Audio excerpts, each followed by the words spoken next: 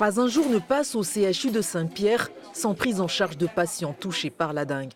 Parmi eux, entre 10 et 20 cas sévères sont quotidiennement soignés ici. Alors mal au crâne depuis samedi, la fièvre depuis dimanche et courbatures, ça a commencé depuis lundi.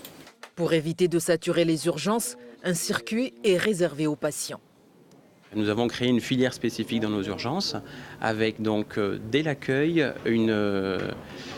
une identification pour les patients suspects de dengue, un box dédié avec un médecin et un infirmier dédié pour voir ces patients, avec des tests spécifiques d'orientation rapide, puis des tests un peu plus poussés qui nous permettent de faire le tri donc entre les dengues sévères et ceux qui ont besoin juste d'une courte surveillance.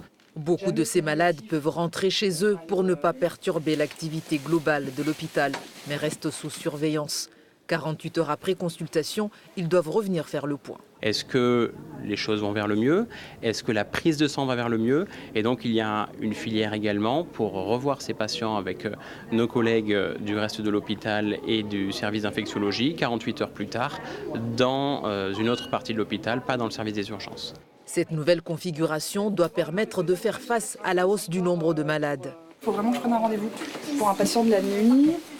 Oui, c'est pour monsieur. 566 nouveaux cas ont été enregistrés en une semaine sur un total de plus de 8500 malades depuis le début de l'année dans le département. Le sud est le plus touché, c'est la zone de couverture du CHU de Saint-Pierre.